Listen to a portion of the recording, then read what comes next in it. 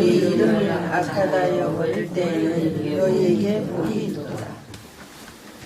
그날에 기뻐하고 뛰놀라. 하늘에서 너희 상이 큼이라. 저희 조상들이 선지자들에게 이와 같이 하였느니라. 그러나 화 있을진저 너희 의로한 자여 너희는 너희의 위로를 이미 받았도다. 화 있을진저 너희 이제 배부른 자여 너희는 줄이리로다. 화 있을진저 너희 이제 웃는 자여 너희가 애통하며 울리로다. 모든 사람이 너희를 칭찬하면 화가 있도다. 저희 조상들이 거짓 선지자들에게 이와 같이 하였느니라.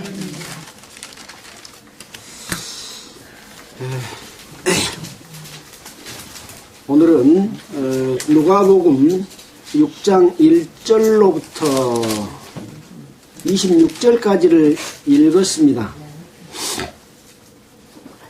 오늘이 12월 24일이죠. 오늘 25일입니까? 아, 어제가 24일. 오늘 25일입니다. 사람들 오늘 예수님이 태어나신 날이다, 크리스마스다 해가지고 온통 축제의 분위기를 가지고 있습니다만은 하나님이 원하시는 그러한 그 축제가 아니라 오히려 크리스마스 날, 또 이브날, 이런 날, 이 지구상에 하나님께 범죄하고 하나님을 떠나서 나쁜 일을 하는 것이 제일 많이 발생한답니다. 참, 그래서 진정으로 예수 그리스도가 이 땅에 오신 목적과 그 예수님이 내 마음에 들어와서 내 속에서 예수님이 태어나는 것, 이러한 경험을 하는 것이 하나님의 뜻이지요. 그렇게 된다면 정말 하나님은 예수 그리스도를 이 땅에 보내신 그 뜻을 통해서 기뻐하시고 또 영광을 받으실 거예요. 오늘 고요한 밤 거룩한 밤을 불렀는데 그 가사 내용이 참 의미가 있다 생각을 했습니다. 옛날에는 이 찬송을 이제 예수님이 재림할 때가 됐는데 어린아기 태어난 것을 지금 찬송하느냐 그렇게 생각을 했습니다만은 이 가사를 쭉 보니까 그 과정들, 어린아기가 태어났고 또 어둠을 밝혀주고 또 영광스럽고 또 예수님 앞에 꿇어서 경배하고 또 예수님의 그 광채가 세상 빛이 되어서 어둠을 밝혀주고 우리에게 생명과 평안을 주는 그 왕이 나셨다. 그런 의미를 생각해 봤을 때 요새 우리가 그 말씀 속에서 예수님을 왕으로 우리 마음에 영접하는 첩경을 평탄케 하라, 너의 길을 예비하라, 그런 내용을 우리가 배웠지 않습니까?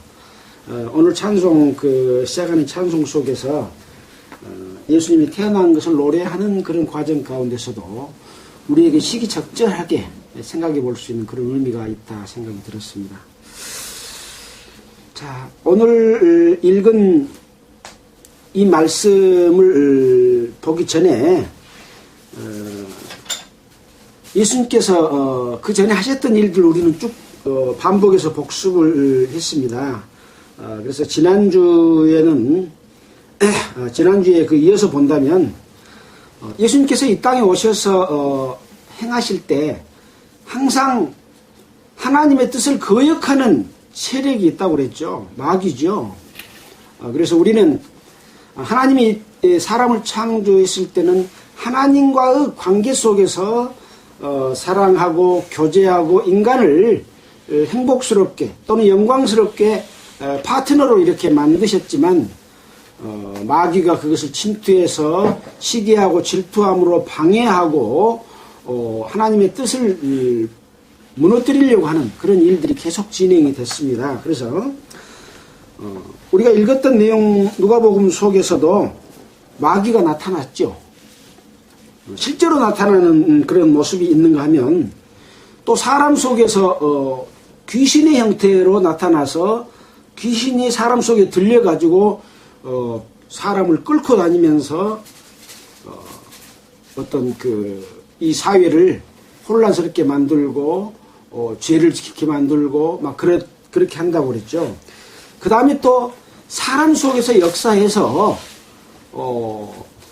여호와 하나님을 믿는다고 하면서 계속해서 예수님의 역사를 대적하는, 어떻게 보면 이 세 번째가 제일 위험한 그런 상황이고, 우리가 자칫 잘못하면 분간하지 못할 수 있는 그런 상황이기 때문에 우리는 예수를 믿는다고 하는 기독교 종교 가운데 마귀가 역사하고 있는 것을 우리는 항상 살펴보고, 그것이 무엇인가 하는 것을 보고 그 꾀에 넘어가지 않도록 하는 것이 가장 중요한 일이다.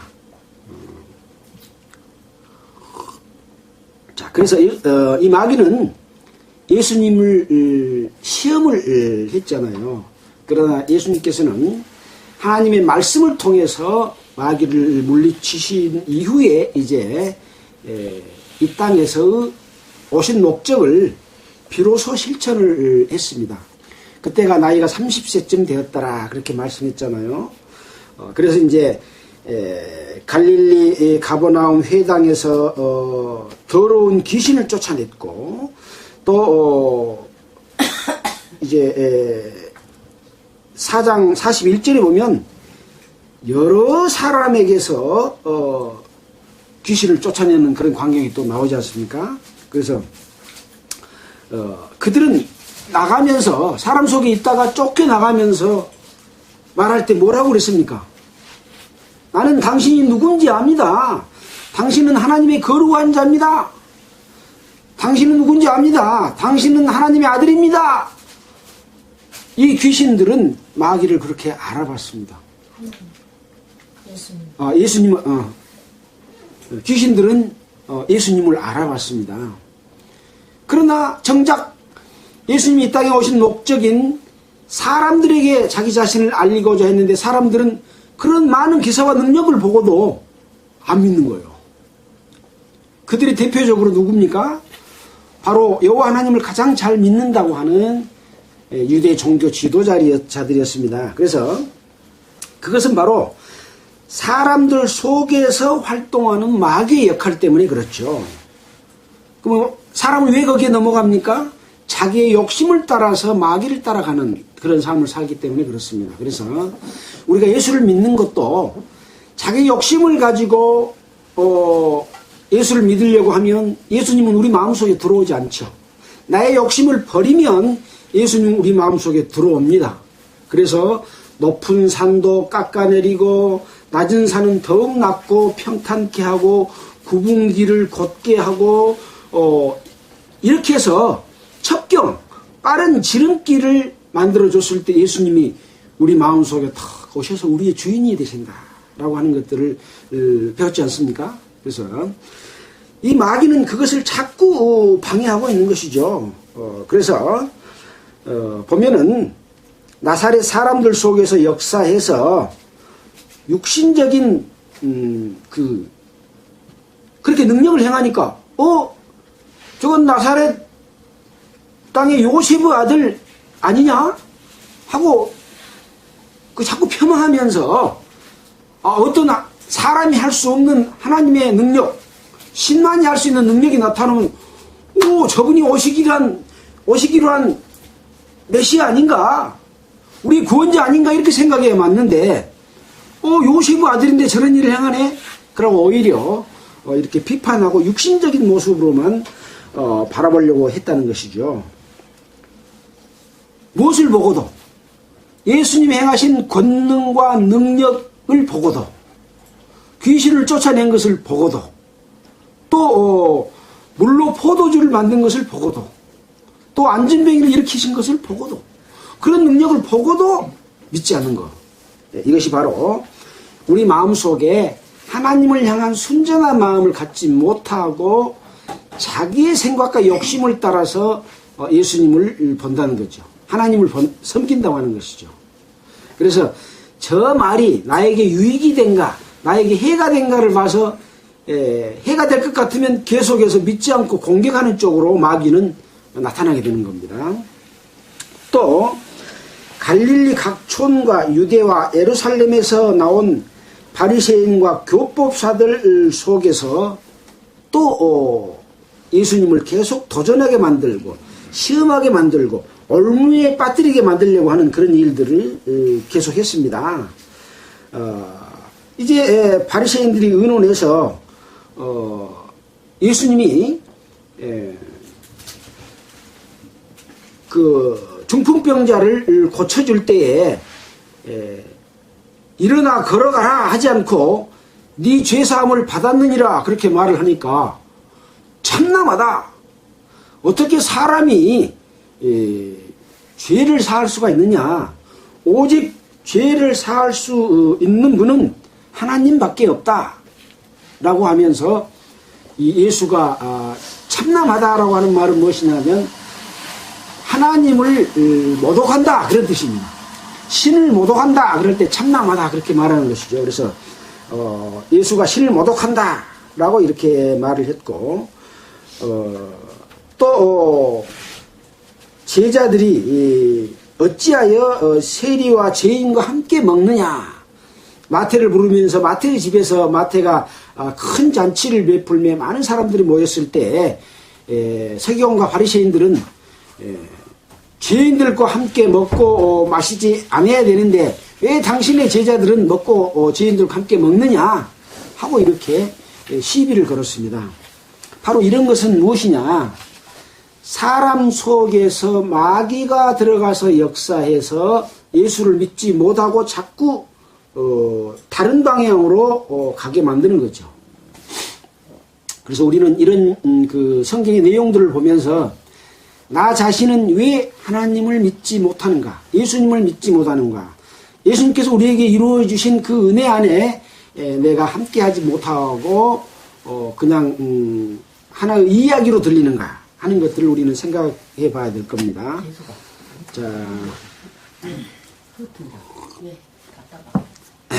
자, 오늘 읽었던 말씀 속에서 계속해서 하나님이 우리에게 원하시는 그 뜻이 무엇인지를 살펴보도록 하겠습니다. 안식일에 예수께서 밀밭 사이로 지나가실 때 제자들이 이삭을 잘라 손으로 비벼 먹으니, 안식일 날은 언제라고 그랬습니까? 금요일 해질 때부터 토요일 해질 때까지가 안식일입니다. 그래서 이 안식일에 이제 유대인들은 몇 킬로 이상 걷지도 못하고 음식을 만들어 먹어서도 안 되고 뭐 이런 그 율법의 규정들이 있습니다. 또 유대 백성들이 자기들이 또 더 보태갖고 구전으로 전해져 오는 내용들도 있습니다. 근데 이제 안식일 날은 이렇게 이삭을 잘라서 손으로 비벼 먹기 위해서 뭘 만드는 것을 해서는 안 되는데, 밀밭 사이로 지나가면서 밀을 이렇게 꺾어가지고 손으로 비벼 먹었다 그랬습니다. 이 말씀을 읽으면서 우리 어렸을 때의 그 보리밭, 밀밭에 가서 그걸 잘라다가 이렇게 불을 피워놓고 거기 구워서 이렇게 먹는 그런 생각이 나더라고요. 아마 그런 행위하고 같았던, 이제 이스라엘 풍습으로서는 그렇게 이제 잘라서 그냥 비벼 먹는 이러한 일을 한 거죠. 자, 그러니까 어떤 바리새인들이 말하되 어찌하여 안식일에 하지 못할 일을 하느냐, 그러고 이제 말을 합니다. 예수께서 대답하여 가라사대 다윗이 자기와 및 함께한 자들이 시장할 때 한 일을 잊지 못하였느냐? 그가 하나님의 전에 들어가서 다만 제사장 외에는 먹지 못하는 진설병을 집어먹고 함께한 자들에게도 주지 아니하였느냐? 라고 말씀을 하시면서 또 가라사대 인자는 안식일의 주인이니라 하시더라 그랬습니다.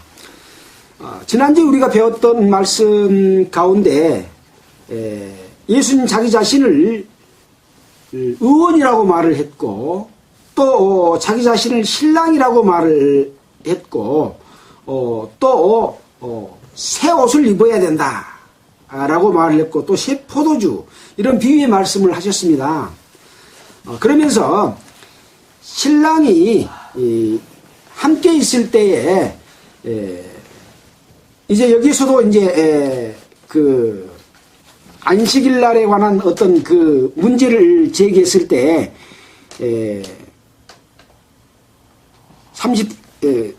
5장 34절에 보면 예수께서 저에게 이르시되 혼인집에 손님들이 신랑과 함께 있을 때 너희가 그 손님으로 금식하게 할 수 있느냐? 그렇습니다. 그러니까 지난주에는 이제 금식에 관해서 왜 이 요한의 제자들은 금식을 하는데 예수님의 제자들은 금식을 하지 않습니까? 라고 말하는 것에 대한 답변을 하면서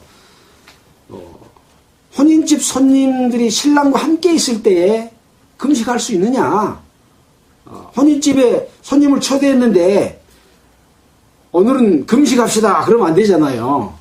그래서 신랑과 함께 있을 때는 먹고 마시고 즐겁게 이렇게 해야 되는데 금식한다는 문제를 가지고 율법적인 측면에서 문제를 제기했던 것처럼 이제 오늘은 또 안식일 날 이렇게 밀리삭을 잘라 비벼 먹는 것에 대해서 문제를 제기하니까 예수님께서는 또 인자는 예수님은 안식일이 주인이다 라고 말씀을 한 거죠.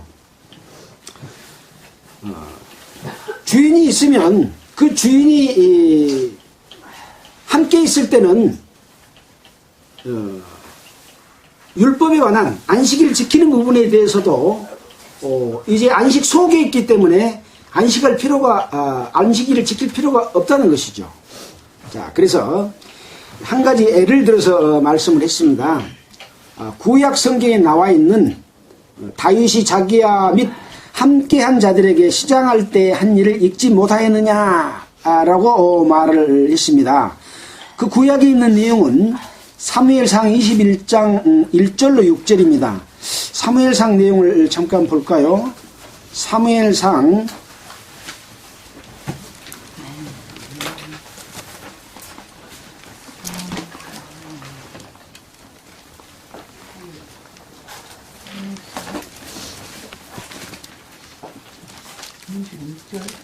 21장 1절로 6절입니다.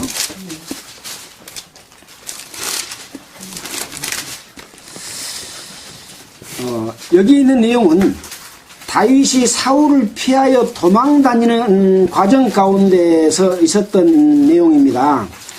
21장 6절에 1절로부터 6절을 살펴보면은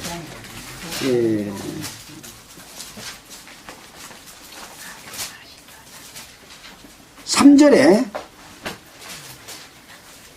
이제 당신의 수중에 무엇이 있나이까? 떡 5덩이나 무엇이든지 있는 대로 내 손에 주소서. 제사장이 다윗에게 대답하여 가로되 항용떡은 내 수중에 없으나 거룩한 떡은 있나니 그 소년들이 분열을 가까이만 아니하였으면 주리라. 다윗이 제사장에게 대답하여 가로되 우리가 참으로 3일 동안이나 분열을 가까이 하지 아니하였나이다. 나의 떠난 길이 보통 여행이라도 소년들이 그릇이 성결하겠거든 하물며 오늘날 그들이 그릇이 성결치 아니하겠나이까 하며 제사장이 그 거룩한 떡을 주었으니 거기는 진설병 곧 여호와 앞에 물려낸 떡밖에 없음이라. 그래서 이 떡을 먹었다 그랬습니다. 그래서 이 떡은 제사장들밖에 먹지 못하는 진설병을 주어서 먹게 했다는 것을 너희가 읽어보지 못했느냐 라고 하면서 이제 인자는 안식일에도 주인이다. 먹는 것이나 또는 금식하는 것, 금식한도 역시 먹는 종류에 속하지 않습니까? 이런 것들이 하나님께서 주신 계명이고 바로 그 하나님, 그 주인, 신랑이 바로 나다. 인자는 안식일에도 주인이다. 안식일을 주신 분은 누굽니까? 하나님인 거예요. 하나님이 안식일을 지키라고 말했기 때문에 하나님과 함께 있기 때문에 안식일을 지킬 필요가 없다는 것이죠. 안식일은 왜 안식일을 지킵니까? 하나님께 영광 돌리고 하나님의 뜻을, 하나님을 섬기도록 하기 위해서 지키는 것이죠.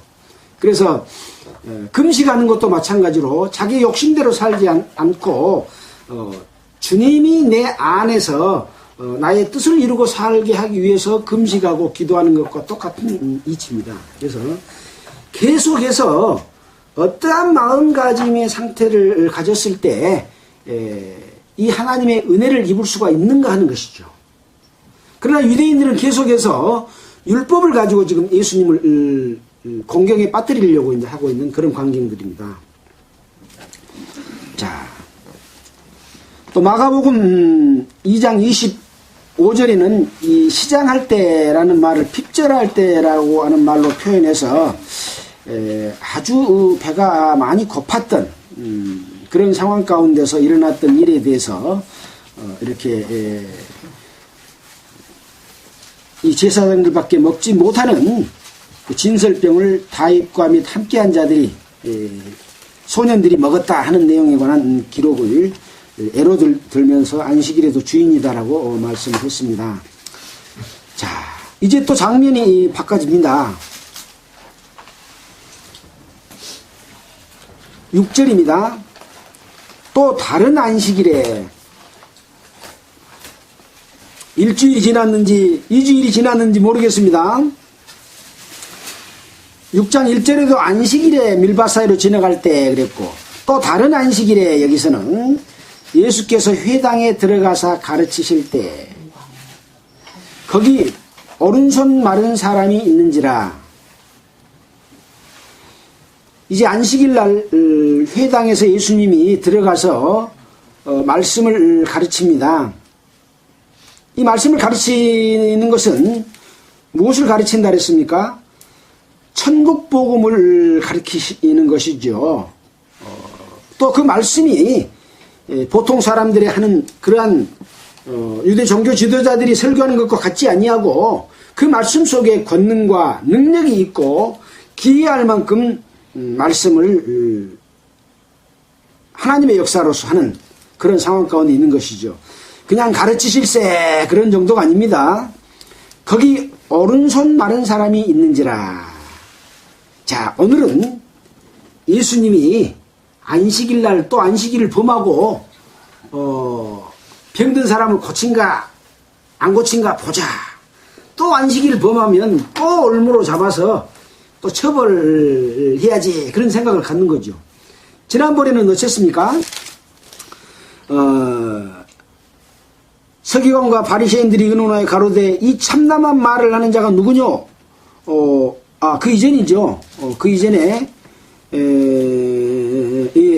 예수님께서 나사렛에서 기사와 능력을 행하시면서 이스라엘 백성들을 지적하는 그런 말을 했을 때 회당에 있는 자들이 이것을 듣고 다 분이 가득하여 일어나 동네 밖으로 쫓아내어 그 동네가 건설된 산 낭떠러지까지 끌고 가서 밀쳐 내리치고자 하되. 그래서 동네 밖으로 끌어내가지고 낭떠러지로 밀어내서 죽이려고 했던 그런 일이 있었지 않습니까? 이제는 이제 안식일 날 이렇게 일을 하고 안식일을 지키지 아니하고 하는 광경에 대해서 이제 또 송사를 하기 위해서 이제 서기관과 바리새인들이 보고 있는 거죠. 7절입니다. 서기관과 바리새인들이 예수를 송사할 빙거를 찾으려 하여 안식일에 병 고치시는가 엿보니 그랬습니다. 여기 빙거는 무엇입니까? 의지할 빙, 운고할 거 해갖고 사실이 증명될 만한 어떤 근거, 구실. 그래서 안식일을 범한다고 하는 사실이 될 만한 증거를 찾으려 하여 안식일에 병을 고치는가 고치지 않는가 엿본다 그랬습니다. 예. 사람들이 어떤 허물을 찾기 위해서 몰래 살짝이 들여다보는 것을 엿본다 그러지 않습니까? 지금 서기관과 바리새인들이 그런 일을 하고 있는 것이죠. 근데 예수님께서는 그 엿보고 있는 그 사람들의 마음을 알았습니다.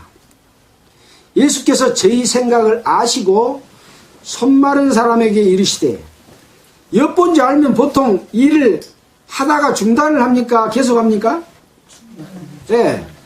엿보면 보통 자기가 어떤 잘못을 하고 있을 때 사람들은 그 잘못을 발견하기 위해서 엿보지 않습니까? 어떤 범죄를 저질렀는데 그 범죄를 계속하고 있다가 들킬까 싶으면 얼른 중단하지 않아요. 근데 예수님께서는 어쩝니까? 엿보고 있는 것을 아시고 손 마른 사람에게 이르시되 일어나 한가운데 서라 하시니 저가 일어나 서거늘. 자, 이제 손 마른 사람을 일어나 서라 하니까 이제 유대인들은 고친가 안 고친가 보자. 그러고 지금 이제 딱 엿보고 있죠. 자, 예수께서 이제 말씀을 하십니다. 내가 너희에게 묻노니 안식일에 선을 행하는 것과 악을 행하는 것, 생명을 구하는 것과 멸하는 것, 어느 것이 옳으냐? 안식일 날 선을 행하는 것이 옳으냐? 악을 행하는 것이 옳으냐? 안식일 날 생명을 구하는 것이 옳으냐? 멸하는 것이 옳으냐? 그럼 물어보니까 무리를 둘러보시고 그 사람에게 이르되 네 손을 내밀라 하시니 저가 그리함에 그 손이 회복된지라. 이렇게 이제 물어보면서 이제 그 한편 손 마른 사람, 오른손 마른 사람을 향해서 네 손을 내밀라 하니까 손 내미는 것은 사실은 죄가 아닙니다. 일어서는 것은 죄가 아닙니다. 안식일을 범하는 게 아니에요. 근데 뭐가 죄입니까?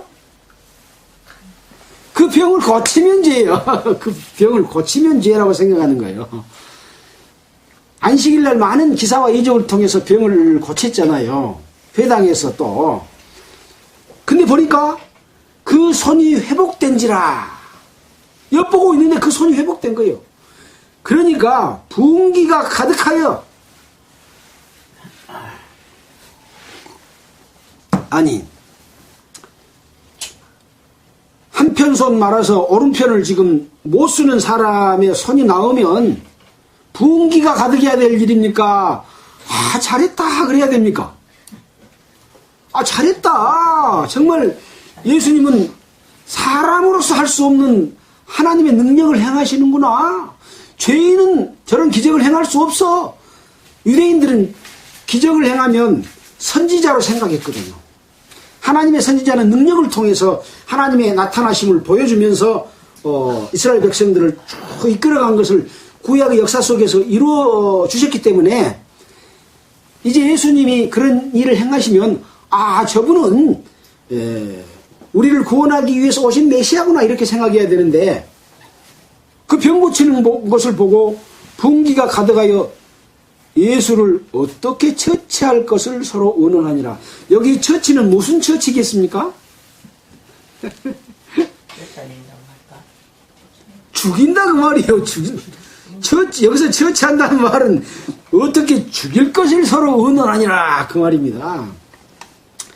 우리가 연속극 보다가 연속극에 이 자기들 무리 속에서 어떤 모의를 꾸며서 왕자를, 자기가 원하는 왕자를 왕으로 세우려고 상대편에 있는 왕자를 약을 타갖고 음식에 약을 타서 죽이는 그런 일이 연속극에 나오잖아요.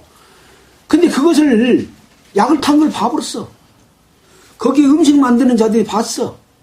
그러니까 그 라인에 있는 사람들을 전부 죽였던 연속극이 얼마 전에 있었어요. 그런 것처럼 거기서 지도서에 모르게 처치해버려. 그러면 어쩌란 말입니까? 죽이라는 말인 거예요. 죽이라는 거예요. 그래야만이 그 증거가 없어지니까 자기들의 벌을 받지 않고 계속해서 권력을 유지하는 그런 상황이 있는 거잖아요. 여기서는 이런 분기가 가득한 것은 사람의 분기겠습니까? 마귀의 분기겠습니까? 이것은 사람 속에서 역사하는 마귀의 분기입니다. 그 속에 분기를 일으켜서 사람으로 분하게 만드는 것은 마귀입니다. 그래서 이 마귀는 예수님이 이 땅에 오셔가지고 기사와 능력을 행하고 귀신을 쫓아내서 돼지떼에 보내고 막 이런 일을 행하니까 자기의 그 왕자가 무너져요? 안 무너져요? 무너지는 거예요. 그러니까 어떻게 해서든지 예수를 붙잡아서 죽여버려야 이 마귀 이 세상의 권세를 유지하면서 자기들이 살 수 있겠다라고 생각을 한 거예요. 그 생각한 것은 실은 마귀가 아니라 사람이 자기의 욕심을 따라서 살려고, 마귀는 그렇게 해도 그거 안 되는지 알아요. 그러나 어리석은 인간은 마귀의 유혹에 이끌려서 자신들이 잘못된 길을 계속 가는 것이죠. 자, 보겠습니다. 그래서 마태복음 12장 14절에 보면 어떻게 예수를 죽일고 의논했다 하는 내용이 기록이 되어 있습니다. 마태복음 12장 14절 제가 그냥 보겠습니다.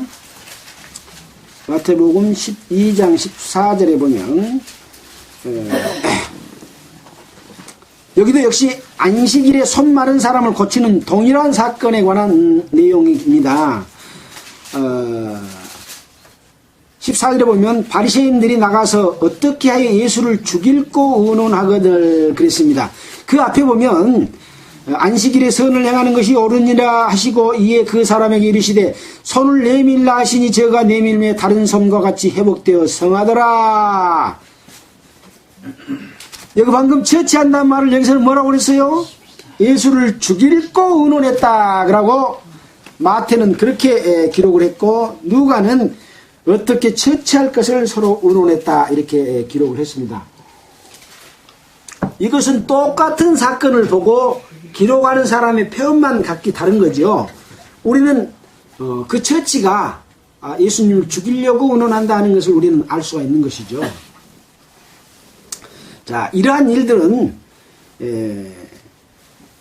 계속해서 일어나고 있고 앞으로도 또 그런 일들을 계속 행할 것들을 우리는 이 성경 속에서 살펴볼 수가 있습니다. 그래서 요한복음 8장 6절에는 가늠 중에 잡혀온 여자를 송사할 때도 그런 일이 있었고 누가복음 14장 1절과 20장 20절에 보면 역시 고소할 조건을 찾으려고 엿보는 그런 내용들이 또 나와 있습니다. 자, 그래서 항상 이 마귀에게 속한 종교인들은 하늘나라의 복음을 전하고 바른 교훈을 전하면 그들이 잘못된 행태가 지적을 받고 자기들이 설 자리를 잃어버리기 때문에 바른 말 한 사람을 미워하고 쫓아내고 격리시켜서 담을 쌓으려고 하는 그런 성향으로 지금 현재는 나타나고 있습니다. 그래서 우리는 그것이 무엇인지 라고 하는 것을 아는 것이 대단히 중요한 문제죠. 지금 현대의 기독교 가운데서도 현대의 종교 가운데서도 마귀의 역사는 지금 이 유대인들이 하는 역사처럼 계속해서 일어나고 있는 것이죠. 그런 것들을 우리는 이 성경을 통해서 거울로 비춰서 보고 저것은 잘못됐다, 저것은 바르게 됐다 하는 것들을 우리는 살펴보는 게 중요한 문제죠. 그러한 지혜가 여러분들 가운데도 있게 되기를 원합니다. 자, 이제 장면이 또 바뀝니다. 그래서 이 성경의 내용들은 어떠한 장면을 들어서 설명하고 어떠한 장면을 또 기록해서 설명하고 또 다른 장면으로 딱 바뀌고 한편 이렇게 했다, 그런 상황이 전개되죠. 자, 12절입니다. 이때는 어쩐 때요?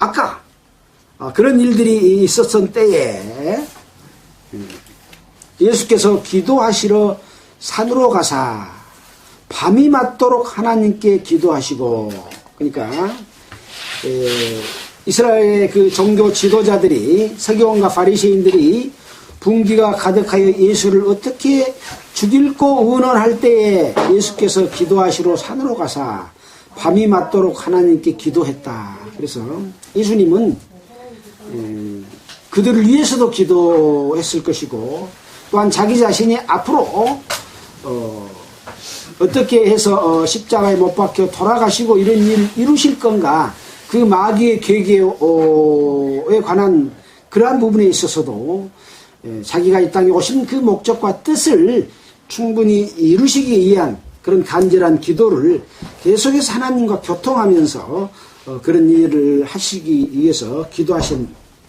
여기 보면 밤이 맞도록 하나님께 기도하고 그랬습니다. 밤이 맞도록이라고 하는 말은 무슨 말입니까? 밤이 새도록. 예, 밤이 맞도록.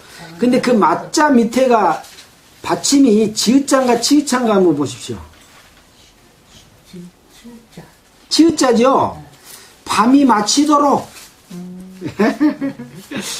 이 밤을 맞이한다 그 말은 지읒을 쓰지 않아요. 치읒이기 때문에 밤이 맞히도록 그런 의미로 볼 수가 있겠어요. 그래서 하나님께 그러니까 밤새 기도한 거예요. 밤새. 그래서 참 예수님은 자기 자신이 하나님이시고 또 하나님의 뜻을 이루시고 계시면서도 밤이 맞도록 기도를 했다. 그랬을 때 우리는 너무 기도하지 않는 것 아닌가 라는 생각을 해보게 됩니다. 그래서 또 기도할 때는 또 혼자 산으로 올라가서 이런 때가 많았습니다. 그래서 자기 자신이 하나님의 사람으로서, 하나님의 아들로서, 하나님의 뜻을 이루는 자로서 기도하는 마음. 또 우리도 그렇지 않습니까? 우리는 누구입니까? 예수님의 몸된 지체지 않습니까? 예수님의 사람으로서, 그리스도의 것으로서, 그리스도인으로서 계속해서 내 속에 계신 하나님과 또 우주 만물에 충만하신 성령을 통해서 기도하고 묵상하고 그 하나님의 뜻을 이루고자 하는, 어떤 핍박이 왔을 때 그 핍박을 견딜 수 있는 힘을 주시고자 하는 그런 기도를 계속해서 하고, 또 올바른 깨우침을 주시도록 하는, 또 그것을 실천하도록 하는 능력과 힘을 공급받기 위해서 항상 쉬지 말고 기도하라, 범사에 감사하라 그랬잖아요. 그런 삶을 우리가 살아야 되지 않겠는가라는 것이죠. 우리는 예수님의 삶을 통해서 우리가 교훈받아야 될 부분들이 그러한 부분이죠. 예수님도 밤이 맞히도록, 날이 새도록 밤새 기도를 했는데 우리는 이렇게 생각해 봐야 되겠죠. 자, 기도하시고 밝음에 이제 아침이 된 거예요. 제자들을 부르사 그 중에서 12를 택하여 사도라 칭하셨으니, 여기 보면 누구를 불렀다고요? 제자들을 부르사 그 중에서 12를 택했다 그랬죠. 그러면 제자는 12명이었습니까? 12명보다 많겠습니까? 많죠. 예. 예수님을 많은 사람들이 따랐습니다. 따랐다고 다 제자는 아니죠. 그러나 따르는 제자들이 있었습니다. 그 따르는 제자 중에서도 12제자를 택한 겁니다. 그래서 예수님이 다른 성경에 보면 70인의 그 제자들이 있었다고 그랬지 않습니까? 그래서 제자는 12제자만 제자가 아니고 많은 제자들이 있는 거죠. 지금도 그렇습니다. 그래서 제자의 도, 그렇게 이야기를 합니다. 그래서 제자의 도가 무엇이냐? 제자가 되려고 하면 모든 것을 버려두고, 배를 버려두고 부모와 형제를 버려두고 나를 쫓는 자만이 예수님의 진정한 제자로서 삶을 살 수가 있다. 좀 특별한 어떤 역사를 이루기 위한 선택받은 그런 사람이라고 할 수 있겠죠. 그래서 어떤 하나님의 역사 가운데, 일 가운데 있으려고 하는 그러한 사람들이 제자인데, 그 중에서도 12를 택하여 사도라고 칭했다. 그래서 제자와 사도는 조금 격이 다르죠. 사도는 하나님의 일을 직접 맡아서 행하심으로 그 역사를 이루게 하시기 위해서 사도로 이렇게 칭했다고 하는 것을 생각해 볼 수가 있습니다. 그래서 곧 베드로라고도 하는 이름을 주신 시몬과 및 형제 안드레아, 이렇게 베드로, 안드레, 그 다음에 또 야고보와 요한, 또 빌립과 바돌로메, 마테와 도마, 또 야고보, 또 셀롯이라고 하는 시몬. 시몬이 그러니까 둘이죠. 아까는 시몬, 베드로라고 하는 시몬이 있었고, 또 셀롯이라고 하는 시몬이 있습니다. 및 야고보 아들 유다와 및 예수를 파는 자 될 가룟 유다라. 그러니까 야고보 아들 유다도 있고, 유다와 예수를 파는 유다, 가룟 유다가 또 따로 있습니다. 이렇게 유다가 둘이죠, 또. 자, 이렇게 해서 12제자를 택한 내용을 살펴봤습니다. 다른 서신사하고, 다른 복음서하고 조금 다르게, 제자들 중에서 12를 사도로 택했다 하는 내용이 좀 다른 모습이지 않는가, 그렇게 생각이 들었습니다. 자, 이제 17절입니다. 예수께서 저희와 함께 내려오사 평지에 서시니, 아까는 어쨌다 그랬어요? 기도하러 산으로 갔다 그랬습니다. 그래서 이 12제자들과 함께 내려오사 평지에 서시니, 12제자만 내려온 게 아니겠죠. 여러 제자들이 있었다. 그 중에서 12를 택했고 아마 내려올 때는 다 함께 내려왔을 것이다. 그 평지에 서시니 그 제자의 허다한 무리와 그랬죠. 그러니까 제자들이 많은 거죠. 또 예수의 말씀도 듣고 병고침을 얻으려고 유대 사방과 예루살렘과 및 두로와 시돈의 해안으로부터 온 많은 백성도 있더라. 그래서 이 예수님께서는 지금 갈릴리 지역의 회당과 갈릴리 지역의 주변, 나사렛 이런 지역에서 지금 말씀을 전하고 계시잖아요. 우리가 지도를 다시 한번 살펴보면 여기가 지금 갈릴리 호수입니다. 갈릴리 호수에 나사렛에서 태어났고 가버나움 주변에서 이렇게 지금 기사와 능력을 행한데, 이 소문을 듣고 여기 유대와 또 예루살렘과 이런 여러 지역에서도 이 갈릴리 지역으로 올라온 거죠. 예. 예수님이 아직 예루살렘에 내려왔구나. 예루살렘이 중심이니까 우리가 서울을 갈 때 올라간다 그러잖아요. 예, 예루살렘으로 올라온 거죠. 내려온 거죠. 갈릴리 지역으로. 자, 그래서 예루살렘과 및 두로와 시돈 지방. 두로와 시돈은 이쪽 바닷가 지역에 있는 지역입니다. 두로와 시돈. 요것은 더 북쪽이니까 북쪽에서도 갈릴리 지역으로, 두로에서도 갈릴리 지역으로 이렇게 왔습니다. 이 두로와 시돈 지방은 이방 지역으로 이렇게 표현되는 곳이지 않습니까? 그래서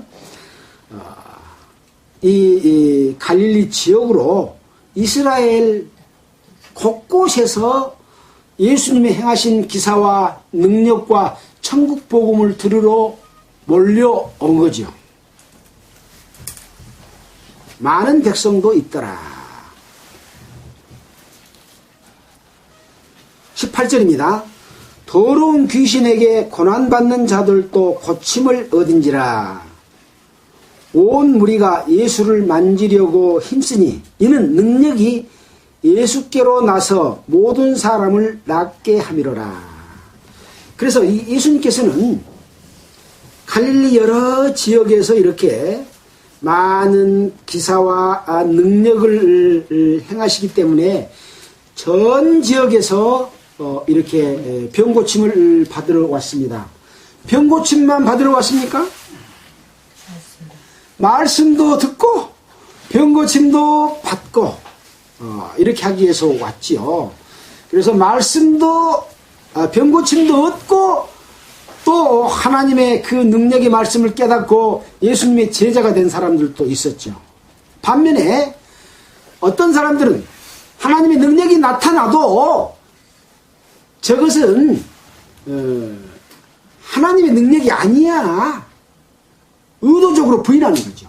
폄하하고. 그러면서 저 능력이 나타나면 우리보다 능력이 크니까 우리 자리를 뺏기게 될까봐 자꾸 경계하고 가로막고 죽이려고 모의하고 계속해서 어떤 약점을 잡으려고. 무엇을 들어서 약점을 잡으려고 해요? 율법, 또 유대인들이 전해준 구전.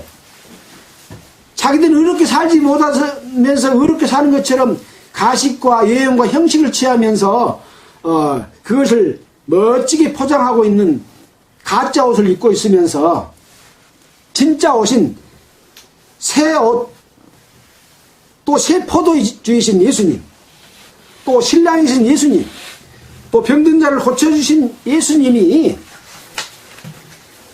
실제로는 왜 병을 고쳐줬습니까? 왜 귀신을 쫓아냈습니까? 네. 일어나 걸어가라 하는 말과 네 죄사함을 받았느니라 하는 말 어느 것이 쉽겠느냐? 일어나 걸어가라 하는 말은 쉽다. 그러나 인자가 죄사하는 권세가 있음을 너희로 알게 하려 함이라 라고 말씀하신 것처럼 병을 고친 것은 사람들이 하나님을 떠나서 죄를 짓는 죄병을 고치는 능력이 예수님께 있다.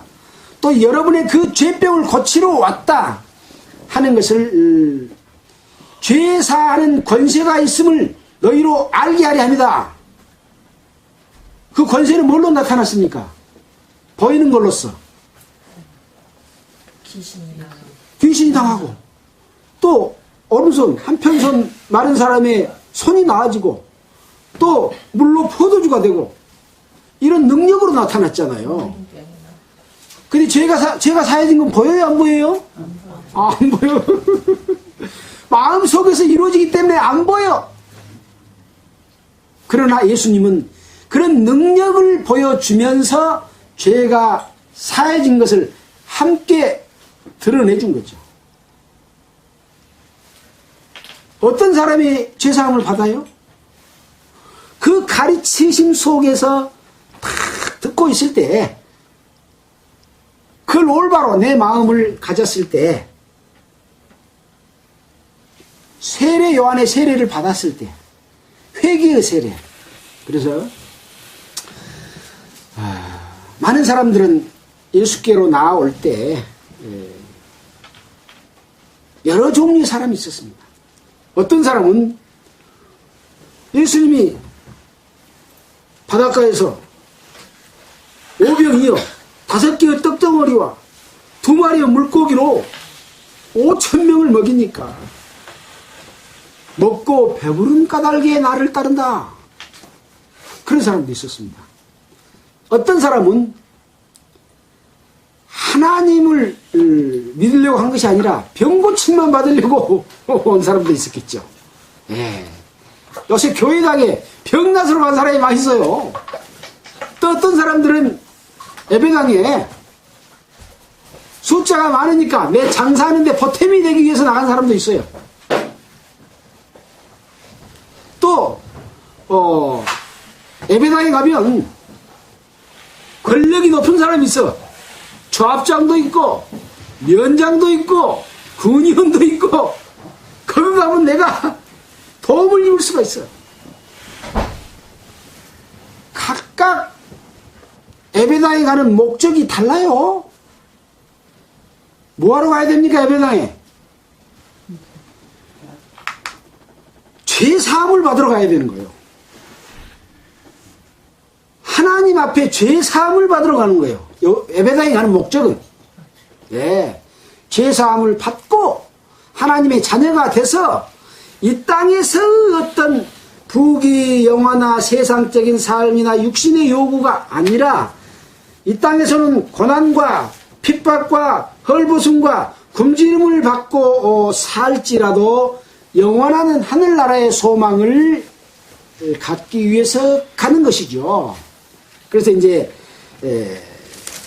우리가 읽었던 그 다음에 20절부터는 예수님께서 산에 올라가서 마태복음 5장 산상보험의 말씀을 하셨잖아요. 마음이 가난한 자는 복이 있나니 천국이 저희 것이며 뭐하고 쭉 말씀했던 그런 내용을 오늘은 지금 여기까지밖에 못하겠는데 다음 주에 할 때는 그런 내용이 나오겠습니다. 어떤 사람이 하나님의 은혜를 입을 수 있고 하나님의 자녀로 태어나고 하나님의 자녀로 태어난 자가 영광 가운데 참여할 수 있는 삶을 살 것이냐 하는 것에 대해서 쫙 지금 해나가고 계신 거예요. 한순간이라도 그것을 놓치면 안 되겠죠. 그리고 내 마음이 그것을 추구하고 기도하고 예수님은 이 천국 복음을 전하고 기사와 능력을 행하니까 마귀가 사람 속에 들어가서 분기가 가득해서 예수님을 죽이려고 할 때 기도하라 산에 올라가서 밤이 맞도록 날이 새기까지 이렇게 기도했던 그런 모습을 봤을 때 우리는 어떻게 해야 되겠느냐라고 하는 것이죠. 죄사함을 받기 위한 우리의 마음의 문을 열고 내 마음대로 내 욕심 따라서 내가 하고 싶은 대로 마음대로 사는 것이 아니라 이 말씀이 나에게 원하시는 것이 무엇인가. 거기서 지적을 받으면 주여 나는 죄인으로서이다. 나는 당신 앞에 서 있을 수가 없으니 나를 떠나소서. 베드로가 말했던 거 지난주에 배웠잖아요.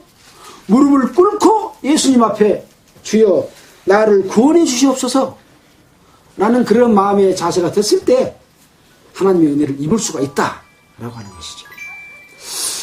오늘은 6장 19절까지 하도록 하겠습니다. 기도하겠습니다. 하나님 아버지 감사합니다. 오늘은 예수님께서 갈릴리 지역에서 천국 복음을 전파하고 귀신을 쫓아내고 많은 능력을 행할 때 이스라엘의 전 지역에서 많은 사람들이 모여왔고 또 예수님을 따르는 제자들도 있었지만은 서기관과 바리새인들은 마귀의 앞잡이가 돼서 계속 예수님을 송사하고 예수님을 죽이려고 했던 그런 상황 가운데서 있었던 일들을 살펴봤습니다.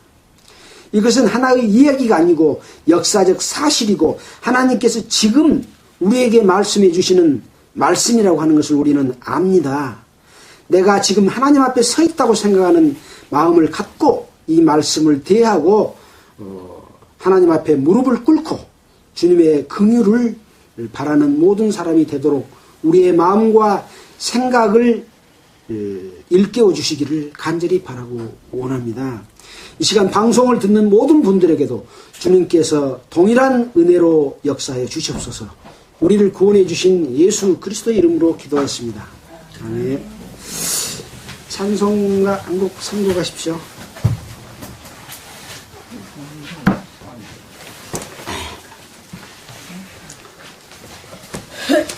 만세반석 열림이가 몇 장입니까? 만세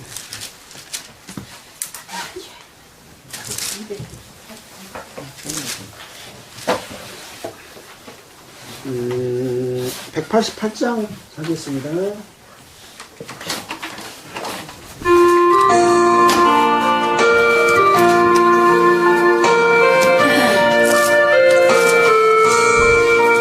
만세반석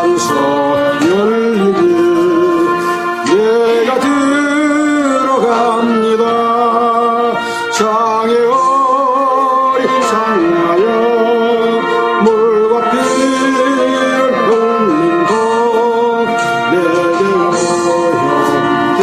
오염되어서 정결하게 하셨네.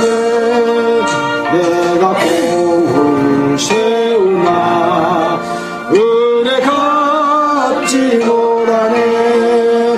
쉼없이 힘쓰고 눈물 건신 많으나 구속 못할 죄임을 예수 홀로 속하네. 빈손 들고 앞에 가 십자가를 꼽으네.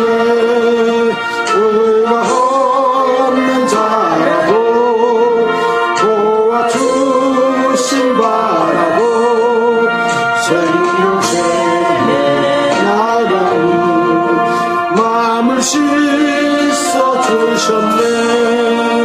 살아생전 숨쉬고